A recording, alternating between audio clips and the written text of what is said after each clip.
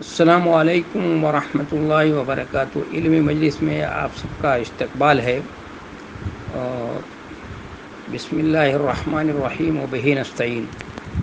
اور سوال یہ ہے، پہلا سوال کہ ہم اپنی اردو زبان میں دعا مانگ سکتے ہیں اگر ہم سے عربی نہیں آتی ہو؟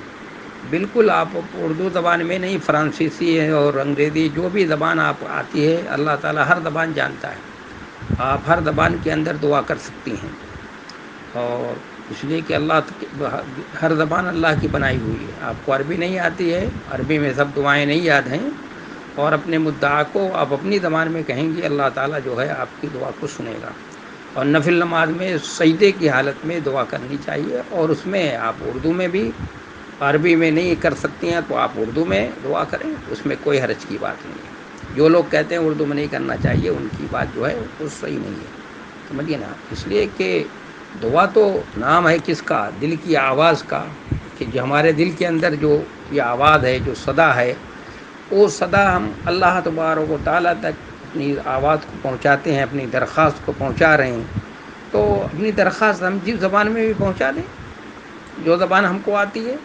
ہمیں عربی نہیں آتی ہے، عربی زبان میں دعائیں ہمیں یاد نہیں ہیں، مصنون دعائیں، تو قرآن کی دعائیں یاد نہیں ہیں، تو ہم اپنی زبان میں بھی کر سکتے ہیں، بہتر، کوئی حرج کی بات نہیں ہے اس میں۔ دوسرا سوال ہے کہ میرے والد محترم اس رمضان، اللہ تعالیٰ ان کو غریق رحمت کرے، اور کروٹ کروٹ اللہ تعالیٰ ان کو سکون نصیب فرمائے، اور ان کی خطاؤں اور لغزشوں کو معاف فرمائے۔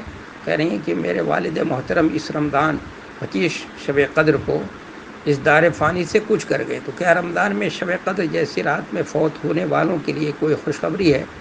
دیکھیے، اس کے لیے تو کوئی خوشخبری نہیں ہے۔ اگر مرنے کے لیے، تو مرنے والوں کے لیے جو خوشخبری ہے تو وہی کہ میدان کاردار میں جو مر کے شہید ہوا ہو، ان کے لیے خوشخبری ہے کہ اس کا خون جو ہے زمین پر گرنے سے پہلے اللہ کے یہاں قبول ہو جاتا ہے۔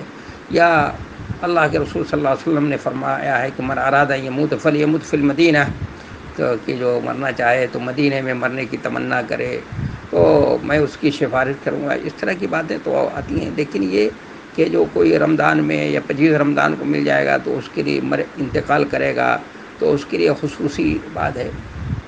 لیکن کیونکہ اس زمانے میں اللہ کی رحمت پورے جوش پہ ہوتی ہے، کیونکہ وہ رحمان ہے۔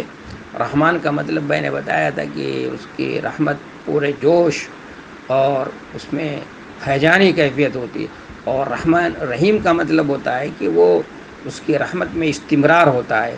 اور آپ جانتے ہیں کہ اس کی اور زمانوں کے مقابلے میں اس کی رحمت عام ہوتی ہے، تو اس لیے یہ بات تو سوچی جا سکتی ہے کہ اللہ تعالیٰ اس زمانے میں عفو درگزر کا معاملہ کرے گا اور خیر کا معاملہ کرے گا۔ ایک شخص روزہ رکھ رہا ہو اور اسی حالت میں اس طرح سے گیا ہو اس دنیا سے، اور وہ تو انشاءاللہ اللہ سے خیر کی امید ہے، اس لیے کہ اللہ تعالیٰ فرماتا انا عند ظن عبدی بھی، کہ میں اپنے بندے کے گمان کے مطابق ہوں، میرا بندہ جیسے گمان کرتا ہے۔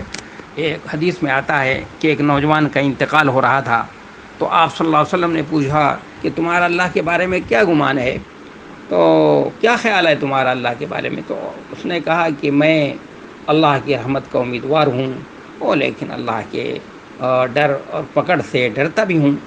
تو آپ نے فرمایا کہ جیسا تم اللہ کے بارے میں گمان کرتے ہو، اللہ تمہارے ساتھ بھی ویسے ہی معاملہ کرے گا۔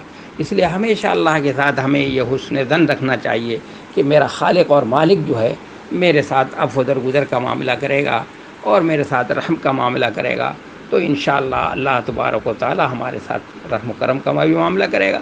اور لیکن اس کے ساتھ ساتھ آدمی کو ڈر اور خوف بھی ہونا چاہیے۔